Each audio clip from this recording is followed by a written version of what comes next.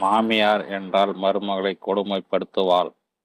மருமகள் என்றால் மாமியாரை மதிக்க மாட்டாள்.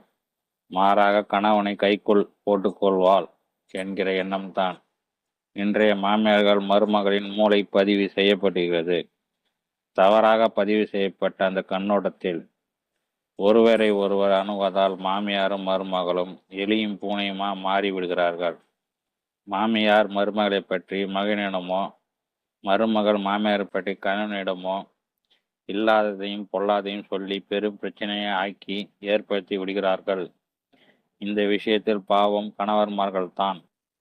பெற்ற தாயிடம் கோபப்படவா, தாரத்திடம் கோபப்படவா என்று தெரியாமல் மண்டையை பீத்துக் கொள்கிறார்கள். இது போன்ற பிரச்சனைகளை தவிர்க்க என்ன செய்யலாம்?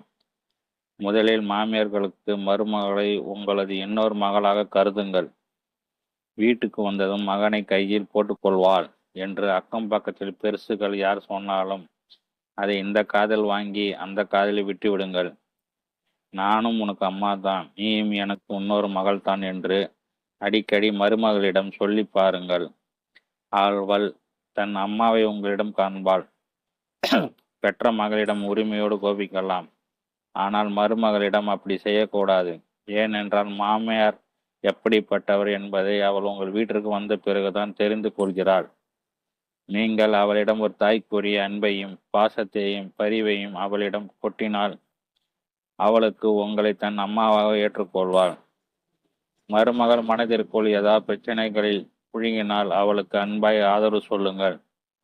பிரச்சனை தீர வழிகாட்டுங்கள். மருமகள் வீட்டிற்கு வந்த பிறகு அவளிடம் எல்லா வேலையும் ஒப்படைத்துவிட்டு ஓய்வெடுப்பதும், டிவி சீரியல் பார்ப்பதும், பக்கத்து வீட்டு பெருசுகளிடம் ஊர் வம்புகளை பேசுவதும் நல்லதல்ல.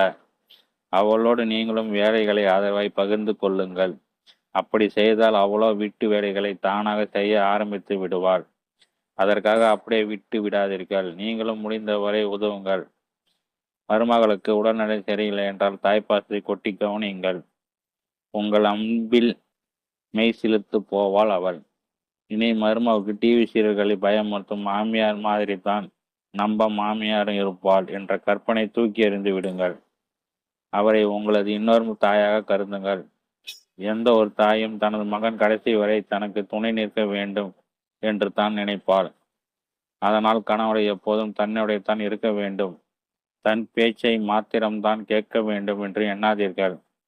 எல்லா மாமியார்களுக்குமே மருமகளிடம் எதிர்பார்ப்பது நல்ல குணத்தையும் விட்டு கொடுக்கும் மனப்பான்மையுடன் தான். நீங்களும் எனக்கு அம்மா தான், உங்களிடம் மகளிடம் பழகுவது போல் என்னிடமும் பழகுங்கள் என்று சொல்லி பாருங்கள்.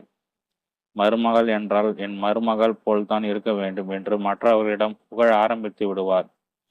வயதான காலத்தில் எல்லா மாமியாரும் மாமனாரும் எதிர்பார்ப்பது அமைதியான வாழ்க்கையும் ஓய்வும் தான். அதற்கு எந்த பங்கமும் ஏற்படுத்தி விடாதீர்கள். சாப்பாட்டை மாமியாரை போட்டு சாப்பிட வேண்டும் என்றும் எண்ணாதீர்கள்.